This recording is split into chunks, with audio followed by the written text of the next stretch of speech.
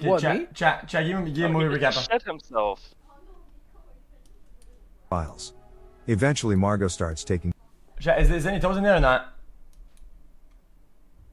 Follow scrolls through memes and finds his missing child. Do I watch this? Welcome to Movie Caps. Today I will show you a drama, mystery, thriller film from 2018, titled Searching. Spoilers ahead. Watch out and take care. David Kim creates a new user account for his daughter Margot and takes a picture with her and his wife, Pam.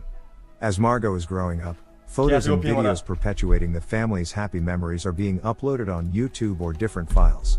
Eventually Margot starts taking piano lessons, and David later buys her a piano so she can practice with her mom every day.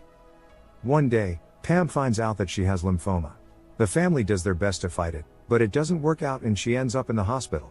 Margot creates an event on her calendar and names it Mom Comes Home. But due to her worsening condition, Margot drags the event further down and some days later deletes it. At the hospital, Margot is playing a sad melody on a toy piano, while her pale mom barely manages a faint smile. And so Pam passed away, leaving her daughter and husband to take a picture by themselves on Margot's first day of high school. Windows XP is updated to Mac OS and David is messaging his daughter. A not-so-happy father requests a FaceTime and reprimands his daughter for forgetting the trash. He also asks about her whereabouts and plans. Margot says that she's going to be running late at her bio study group and hangs up before David could ask about her final. He still proceeds through messages and she admits not having done so well but would still pass. David expresses how proud he is of his daughter and he types that her mom would be proud too, but deletes the last part. David is browsing the news while listening to some relaxing music, when he gets a video call from his brother, Peter. David joins the call and he's welcomed with a cooking pot POV. His brother is trying to make a recipe that was Pam's specialty, kimchi gumbo. David says that he will look for the recipe but he was sure that there was no pot in it, referring to his stash that he has left on the counter near the other ingredients. Peter puts the jar of oregano away and when David inquires about his use, he quickly changes the subject. While David is browsing Pam's files looking for the recipe, Peter asks him about Margot and how their father-daughter relationship is going. Just as the pot master was about to dig up further personal questions, his doorbell rang and so he had to remind David of sending the recipe ASAP before ending the call. While looking for the recipe, Peter comes across a video of Pam making kimchi gumbo with young Margot. Resurfacing feelings of grief and sadness make David hide the video from his search results. While sleeping, David misses 3 calls from Margot. When he wakes up the next day, he tries to reach his daughter via FaceTime, phone calls, and text but to no avail. By 3 p.m. there is still no response from Margot, and after his work meeting, David is about to text her when he notices that Margot has left her laptop at home, which is very unlike her. He leaves her another voicemail during which he realizes that it's Friday and she is usually at her piano lesson at this time. He calls her piano instructor asking to speak to his daughter, but she is confused, since Margot had stopped attending 6 months ago. Taken aback by this, he scrolls through his conversations with Margot in which there are pictures of David leaving her the money for piano lessons and Margot saying the sessions were going great. The worried father calls her school, who informs him that Margot hasn't shown up to class that day. Anxious, he texts his brother, who suggests that she might have ditched school to go on a trip with her friends and that David should ask them about his daughter's whereabouts. Not knowing any of her friends, David searches for Margot's social media accounts but they are all private. David logs into the family's old computer through Pam's session. She has been keeping the contacts of Margot's middle school friends in an address book. David dials the number of Isaac's home and the mother picks up, instantly recognizing Mr. Kim. Isaac's mom tells him that it might be a reception problem since her son and friends went camping and that Margot was definitely invited, and that they'd come back the next morning. The angry father throws a tantrum through a long text but ends up deleting it and simply requesting Margot to call him as soon as she gets reception. The next morning, Isaac calls David and says that Margot never showed up to the trip, and didn't respond when he tried to reach her before taking off, and that was the last red flag David needed to file a report for his missing daughter. Soon after, Detective Rosemary Vick gets in touch with David, saying she was assigned to his daughter's case. She sympathizes with him, being a parent herself, and asks him to give her a better insight into how the events unfolded. While the detective is doing a recap of Margot's disappearance timeline, David is Googling Detective Rosemary Vick and he opens 3 different links, one video where she's given an award, her Facebook page that shows she has a son, and an article about her building a recovery clinic with ex-convicts. David opens Margot's— Hold up, guys, I know you guys are watching this chat, but like, chat, look at this.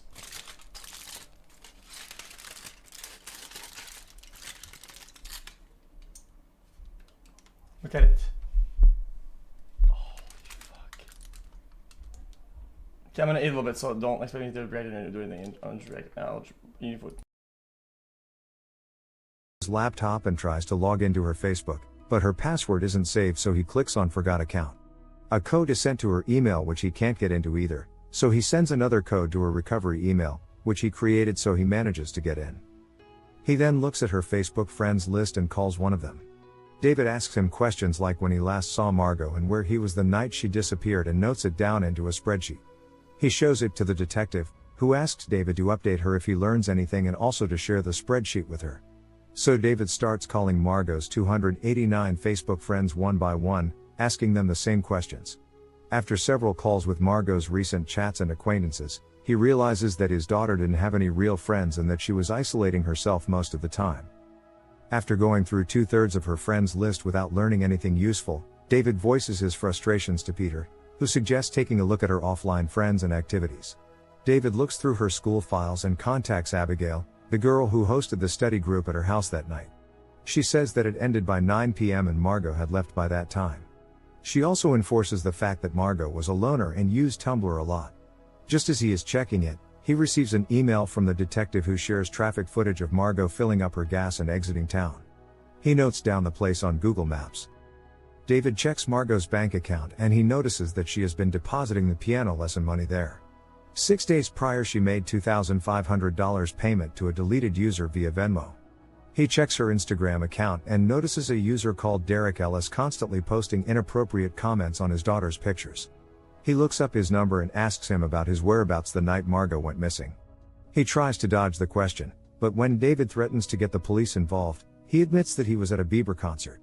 Detective Vic sends David an email containing a fake ID, saying that Margot met up with a forger around the same time she withdrew the money. The detective spoke to security at Venmo and apparently she sent the $2,500 to herself so it can't be traced, and suggests that Margot probably ran away. David refuses to accept that possibility and continues his own investigation. He goes through Margot's most visited websites and finds a streaming website called Ucast. Not knowing how the site exactly works, he clicks on Cast Now and ends up starting a live stream. As soon as he does, a user called Fish and Chips joins the cast and leaves seconds later. David ends the stream and starts looking through Margot's saved live streams. Margot had few watchers, but her regular was Fish and Chips, who initially asked her favorite Pokemon, to which she responded with xQc, because it can wipe memories.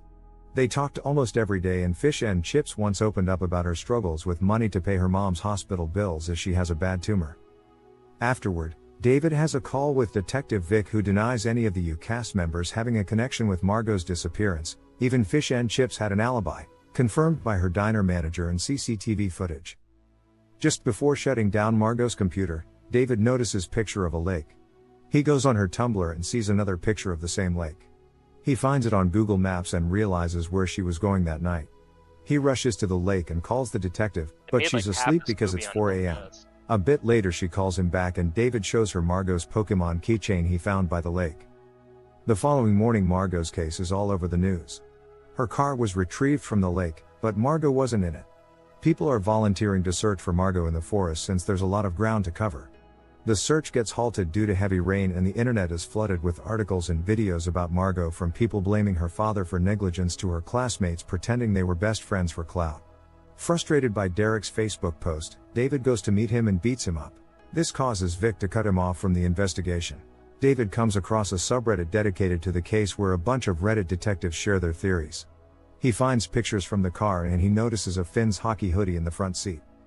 This leads David through Margot's chats with his brother. To his surprise, Peter and his nephew were secretly meeting on several nights, and he finds some highly suspicious messages. He starts writing an email to Vic, but changes his mind. Instead, he goes to his brother's house and plants cameras. He then starts asking Peter about Margot, what kind of relationship they had and how often they would meet.